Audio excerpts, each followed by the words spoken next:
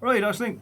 So the harmony whole riff, or more importantly, just in general, the pentatonic. So the pentatonic itself, no harm in picking each note just to start off with, right? So the shape of it is, we'll start off on the fourth fret here. So this would give us the G sharp minor pentatonic, okay? Because normally it starts with an E note when you've got no capo, open E string there, right? So there's E with no capo, F, F sharp, G, G sharp, right? Okay. So, but wherever you put it, the shape is the same. So you've got open, 3, 2, 2, 2, 3, 3. And then when you're on the way back down, you go from the top down. So fretted note to open each time. So.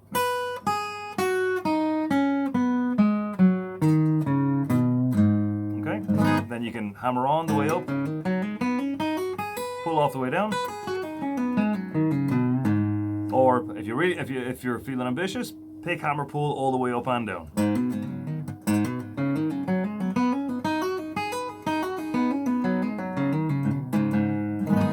Okay, so for the riff itself then, we'll go...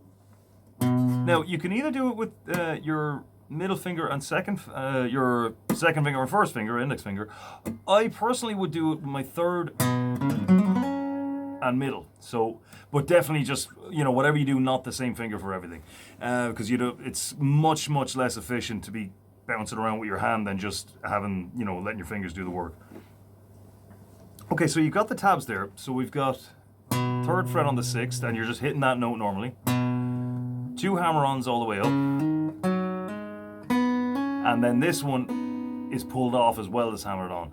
Then staying on this string, pick, hammer, pull, same again, and then we're back to the start of the next one. So this note here is not the end of one of the riffs, it's the start of the next one. So really the riff, that's the last note of one bar, and then the second you hit this note, you're into the next one then. Okay, so what I'm going to do is I'm going to play it at 70 BPM, 70 beats per minute, which is nice and steady, nice and slow, but it's steady, okay? And I would say just kind of get it together in your own time first, and then try playing along with this. And then once you have it at that speed, then just do it a little bit faster, a little bit faster, a little bit faster. And I'll show you how you can do that yourself with a metronome as well next time. So here we go. All right. So. Okay, 1, 2, 3, 4.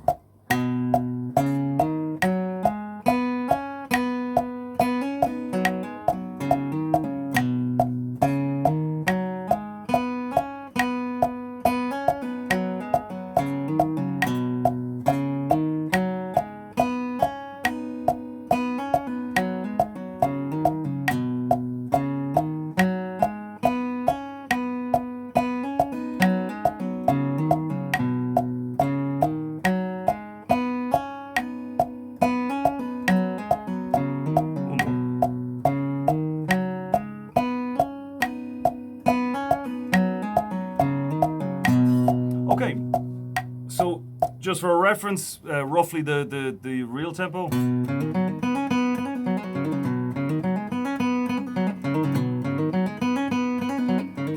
So obviously there's a fair gap between that and what we just did, but doesn't matter. It's really learning this riff, as far as I'm concerned anyway, is not really the point. It's just kind of getting smoother on that pentatonic stuff, and it's got everything there, hammer-ons, pull-offs, and all the rest of it. So try it at that speed, and we'll talk about bringing it up. And just remember picking as well. So just a couple of little nitpicks here. Oh yeah, and if you find that that's happening because of, like, let's say a particularly hard pull-off or something like that, just release it, put it back on. So we're going down with the plec. Now, I wouldn't insist on any of this, but it's a decent guideline anyway, as long as you're not going down, down, down, down, down the whole time and giving yourself a whole lot of extra movement. Sometimes it makes sense to go down, down, down, though, like this, right? So down, down. Now I'm above the next string that I'm going to hit, so I'm going to go down again. Down, down. Now, this one here, this hammer on and then pull off, you can hit that one again. That's what I would be inclined to do in that particular situation. So down, down, down, up. Then we've got up, up, up, up.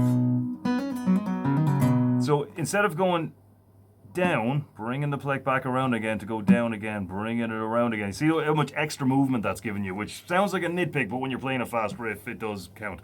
So try that at the 70 BPM. And just here's a couple of other little phrases we can do that we did today. So we've got, well, you can do that your middle finger as well. So 3rd fret pull off, 3rd fret pull off again, and then from that same spot, up 2 frets, slide up 2 frets. And remember, it's important that you don't have any gaps between the strings. So if you do have a gap, no worries, just slow everything down, slow the pull-offs down, because it's easy to do that quickly, right? So if you just control it. Now that's slow, but it's steady. It sounds like a phrase. And then from there, you can do it a little bit faster.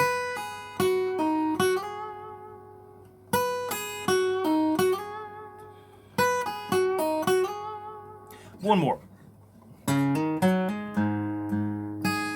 Okay.